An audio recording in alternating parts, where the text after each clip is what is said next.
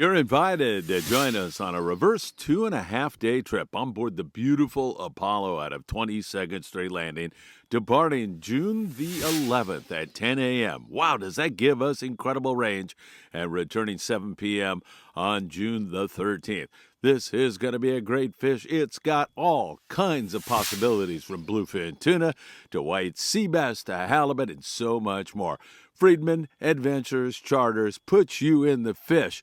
Make sure you text us today so you can get on a trip, and you just might catch the fish of your dreams. Friedman Adventures Charter, 657-227-6459. What a fish! Yeah! Come on, get it up, Michael. Whoa! Get it up. Come on, Michael, grab that line. Oh, you tangled the anchor, Michael. For God's sakes, lift it over before it's too late, son. Oh, Michael, please. Oh, Michael, it's still dangling. Paris, it's going to fall back. Oh, there it went. Michael, my God, what is happening, son? Please lift that fish on board. It's your last chance.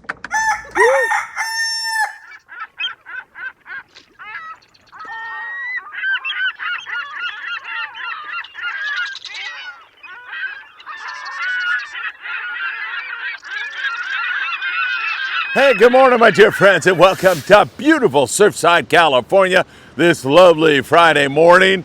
A little bit of a breeze, not bad, a little chilly and definitely overcast, but man, it's a gorgeous day, and we have so much to talk about. We're going to go down to Mexico. We're going to be talking these crazy bluefin tuna. What about this white sea bass bite that I've been saying is going to blow sky high at any point in time? We've got great rock fishing. We also are watching the grunion come onto our beaches. That started last night, so 3 more nights of that. We've got some weather coming. Man, I'll tell you, there's a lot going on, including an incredible gift from Sue and Eddie Leland to Michael Limon and Grandpa Dan Lightfoot. I'll have that and more right here. You know what time it is. It's time for the morning briefing. Good morning, my friends. Oh my God. Do I need that, man? I was operating on about an hour's sleep. I slept like a log last night. I really needed that, man. I'm trying to get my beauty rest, and it is not working at all.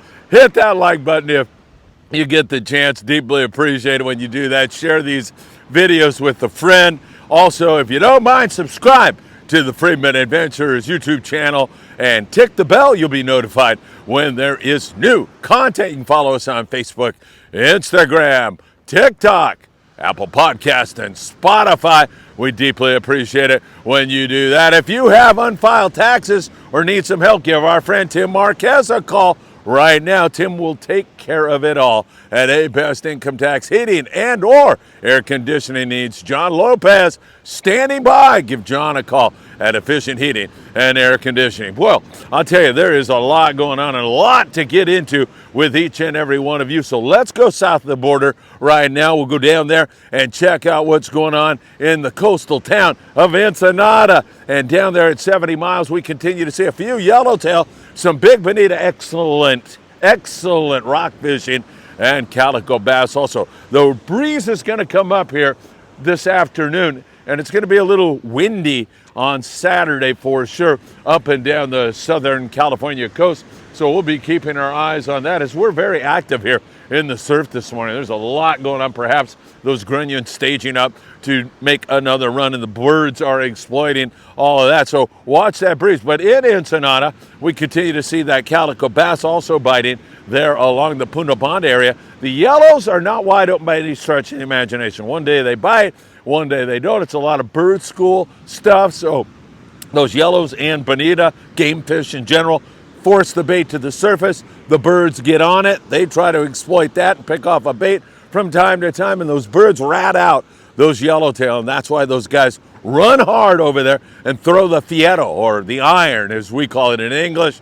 And man, that's a fun way to take yellowtail. Most of them are pretty sizable fish. You do see some 8 to 12 pound stuff, but we've also seen some of that fish, you know, like 20, 25 pounds at times. Some nice big yellow. So don't fish iron ever with less than 40 pound. I like 50 when you're throwing the iron, and that gives you plenty of pulling power. You're not going to lose those beautiful fish. So that's your Ensenada report. Hopefully that's going to continue to head in the right direction. All right, let's bounce into bluefin tuna land and talk about our BFT bite. It has been tough, and it is remaining that way as the breeze is definitely picking up here on my back right now. The bluefin tuna are sizable fish. There's a lot of really big bluefin tuna, trophy size, long range sized fish within a day's range of Point Loma, San Diego, and that in itself is amazing. But on per rod average, it's been tough.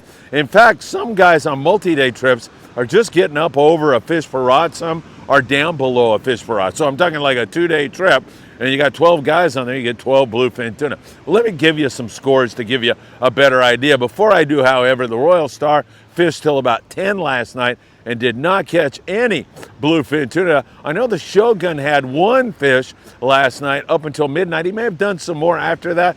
I didn't talk to him after that. But overall, it was a tough night going on last night up until about midnight. And that bluefin tuna definitely, while there, is not biting all that well, and it's been a pain in the neck. Shogun on a 4-day trip, that 11 fish over the 100-pound mark, that's pretty darn good fishing. Bob Matsumoto, check out those nice fish they had on the Pacific Voyager. The XL with 12 bluefin tuna in the 80 to 150-pound class on a 3-day trip. The Searcher, 17 guys.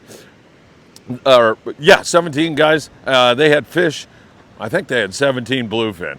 My notes are screwy. Yeah, 17 bluefin, sorry, in the 20 to 200-pound class on a 2.5-day trip. So you can hear those scores are mixed, but mostly pretty tough on the bluefin tuna. Those fish at night, sometimes they bite those smaller profile jigs, 180 grams lately it's been, and with this weather and wind and everything, it's been the 300 to 500 gram jigs that have been most effective on the bluefin tuna. 200-pound leader material dropping to the exact depth where those fish are is essential. So you either have to mark your line or you have to have that colored line that changes every 100 feet, changes color every 100 feet. And that allows you to know exactly where that jig of yours is, because if you don't get it in front of their little mouth, you are not going to catch those fish. That perhaps, along with dropping when the captain tells you to drop, is two of the most important factors in getting a bite.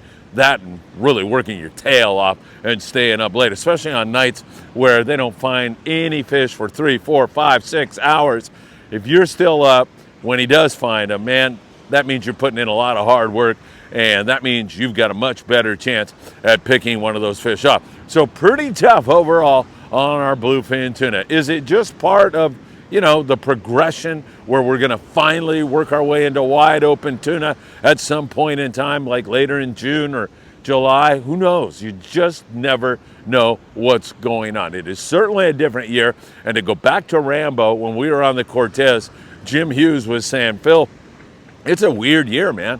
We haven't seen water this cold for about 8 years. It is an entirely different scenario that we're dealing with. So maybe it's just going to take a little bit longer for this thing to get going. We certainly, however, have seen our share of big, beautiful bluefin tuna.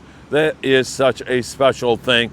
You get a 200-plus pound bluefin tuna so close to the Southern California coast, and that is absolutely remarkable. But on a per rod average, not all that great. The Coronado Islands right now are starting to kind of get going here. Scott Buchert is on board the Mission Belle, and they're rolling up on the islands as we speak this morning. So I'll be getting updates from our friend Scott Buchert as he'll be keeping us in touch with all the very latest. Lucky B was there yesterday with only 3 guys, and they had 15 yellowtail. Nice hit for them. We've seen other scores here recently. The Mission Belle was there 5 days ago, something like that, and they had 20 yellowtail. A lot of fly line sardine fish, 25-pound fluorocarbon. The GT4 from Ahi Promar is a fabulous way to get the job done. So we like that, and that has been a very good way to get the job done, although we do see some surface ironfish as well as some yo-yo ironfish. But a lot of bait fish right now. I think you'd be wise to fish the bait. We like those Trocar Eagle Claw hooks, like a 1-0 hook, even a number 1 hook, depending on the size of your bait down there. that will work great for you. So we'll see if we can't keep this yellow thing going at the Coronado Islands. And there's also rockfish around the islands where you can really load up on some bottom fish in addition to that. So you've got that going on. Now, full day boats out of San Diego, like the San Diego and the Liberty, several other guys that have been going offshore have been encountering mostly, well, I shouldn't say that. They've been encountering bluefin tuna, but they can't get them to bite. They just will not bite.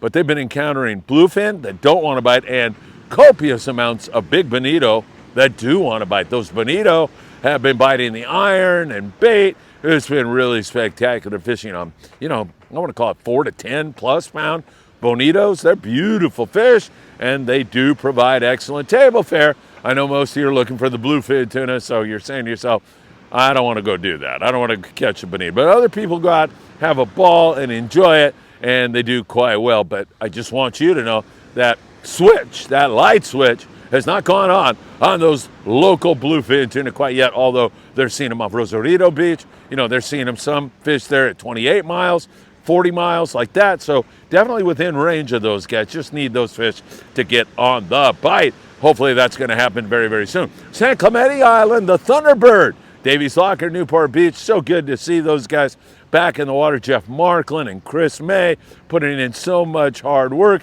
I got to see Jose, who's a deckhand on the Thunderbird, and work with him yesterday on the El Patron. I'll get into that trip in a moment. But Jose, buenos dias, hermano. And I'm so happy to see that big yellowtail on board the Thunderbird as they've got their first game fish on board. Good going, boys. Wishing you a fantastic season. A little bit of yellows at Clemente, nothing to write home about. Rockfish to help back that up. And then we get to Catalina Island, and boats like the Pursuit have been picking up some pretty good halibut scores at times. Same thing on the El Patron. I was on there yesterday. I'm going to cover that for you next. Don't go anywhere. A little story about our dear departed wonderful friend Eddie Leland and a little boy Michael Limon. I'm going to talk to you about how Sue Lelands touched his heart yesterday in a very big way. But rockfish and, a few halibut. I'm going to take you up to the Channel Islands before I tell you that story. And up there in the Channel Islands, I keep telling you, big white sea bass explosion ready to go. And I also have been telling you, Tucker McCombs, I think I got this right. Tucker, if I'm wrong, you can send a lightning bolt my way.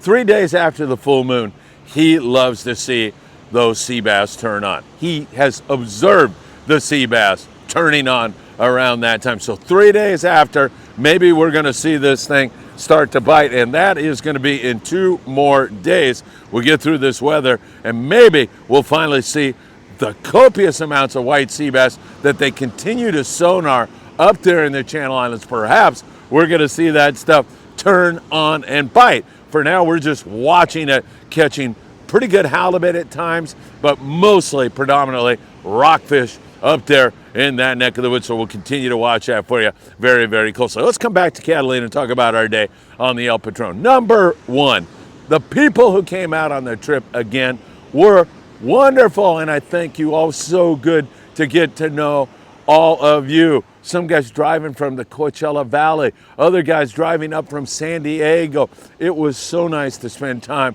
with you all. And I'm going to give you a little backstory that maybe some of the guys who were on board don't even know. And then the crew, they were fantastic. Bradley in the galley. Bradley, thank you so much for providing such great food.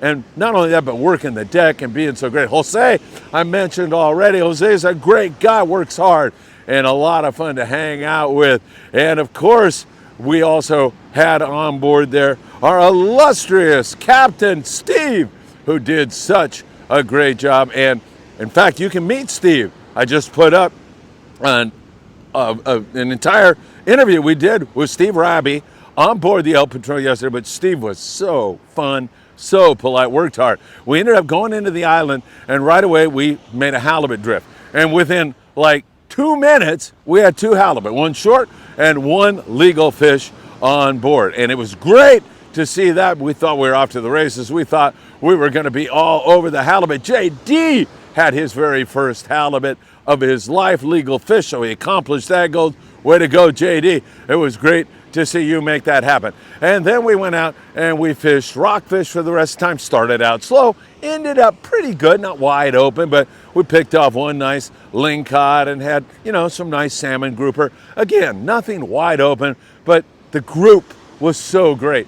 Everybody on board so positive, looking out for one another. I heard guys in conversations, man, I don't have such and such a hook. Hey, I got him. Don't worry about it. I got you covered. And it was just that kind of atmosphere, and same atmosphere that we have managed to attract here on Friedman Adventures. Good people looking to help others with a positive attitude. Man, that permeated the entire trip. And perhaps it was the backstory to this whole trip that maybe you're not aware of, and I'm going to share with you right now. Perhaps it was that backstory that made it even more positive. And it was this, my friends. Eddie Leland, who passed away, is a long-time captain here in Southern California and a very dear friend of mine. Eddie and I fished in Mexico. We fished in Southern California.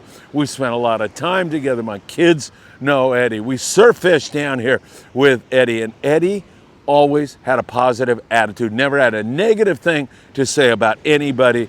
He was just a great human being, and he loved more than anything on this earth to share that gift, that joy that he got from fishing. He loved to share that, especially with younger people. He wanted to do that. He did it all the time. If I had something at Bass Pro Shop where we were teaching kids how to tie knots, Eddie was there to do it. If we were doing a surf fishing seminar here on the beach and it was to teach kids the beauty and joy of coming out here and catching fish, Eddie was there to do it. He was such a good friend. And Eddie had the opportunity to fish with Michael Limon. All of you know Michael. He fished with him many times. One time, though, we were down at 22nd Street Landing, and we were actually fishing the docks, and up there on the Independence, they got up there, and then we went up, and Chuck Zimmer, the president of the Redondo Beach Rod and Gun Club, took us up and treated us to a lunch that I'll never forget with Eddie and Charlie, Chuck's son, and Dan Lightfoot, grandpa to Michael Limon. Anyway, to get back to our story here, our backstory, Sue Leland calls me up not that long ago and said, I've been watching Michael Limon. I saw him, how he interacted with Eddie. I want to buy them a fishing trip. So Sue took care of everything for both Michael Limon and Grandpa Dan Lightfoot yesterday, and that was truly a beautiful thing. And Eddie, of course, reaching out, still doing good works, good things. Even though he's gone on, he's still making a positive impact in the lives of those two people, in my life for sure, by his example. His wonderful wife, Sue, who continues to do a lot of really great stuff in the world. And I cannot thank you enough, Sue. And I gotta tell you, mission accomplished. Michael had so much fun that he finally passed out yesterday on the trip. It was a remarkable thing. And Sue, I cannot thank you enough for making that beautiful day possible for both Michael, for Grandpa, and from yours truly also. It was a beautiful moment. No question about that. All right, let's talk about the Southern California surf. It's good fishing in here right now. You catch a few corvina, some yellowfin croaker, occasional halibut. And I know my buddies down here have been fishing sandworms, which they dig up here in the surf and use for spot fin croaker. Hadn't been all that bad. You can get all your bait and tackle down there in the beautiful city of Seal Beach, California, on the corner of Seal Beach Boulevard and Pacific Coast Highway. Big Fish Bait and Tackle's got all your bait and tackle. They not only have tackle for trout and surf fishing, but they take you right on up to the big game stuff so you can catch the fish of your dreams, like a big, giant bluefin tuna. They've got it all at Big Fish Bait and Tackle, including a free, beautiful custom fishing rod, surf fishing rod, they give away every single month for the biggest fish of the month. Now, the species changes every month. This month it's halibut. Next month, I'm not sure what it's going to be, but they'll announce it.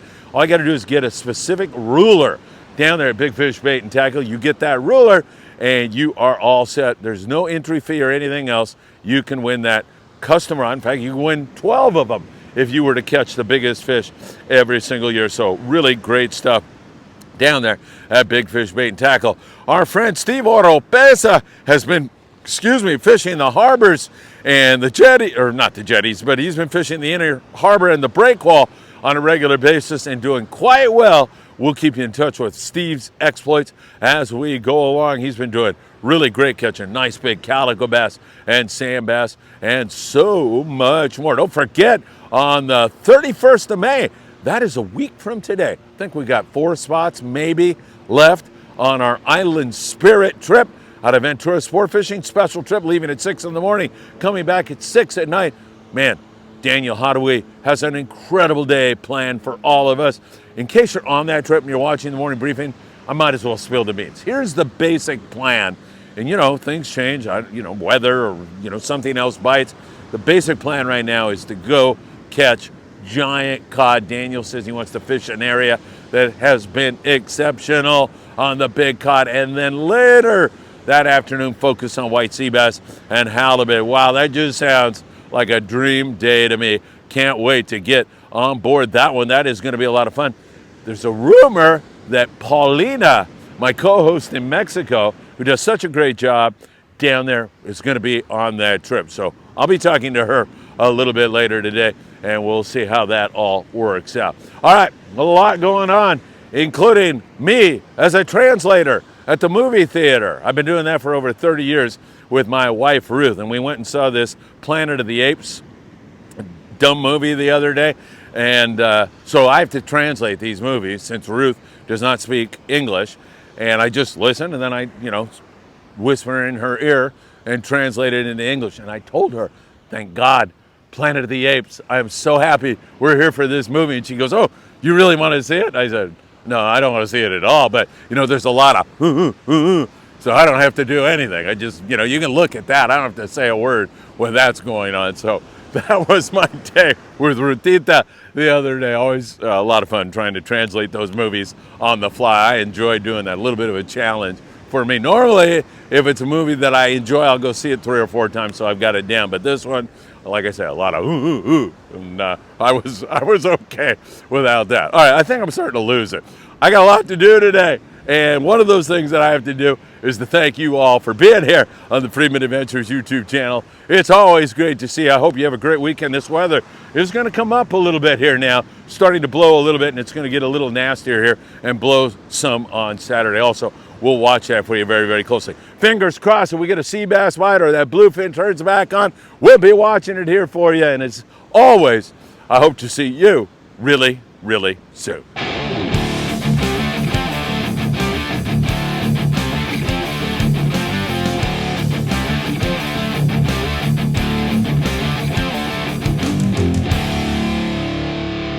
I'd like to thank you, Sue, for the nice fishing trip you put us on. We had a good time fishing with the Friedman Adventure family. Phil and all the family had a good time, caught a good fish. Thanks a lot, Sue. We had a real great time. The food was good. I'm sorry for your loss with Eddie. I was kind of sad, real sad when I found out. But thank you so much. I can't be more grateful. I hope to see you on the water. All right, Sue.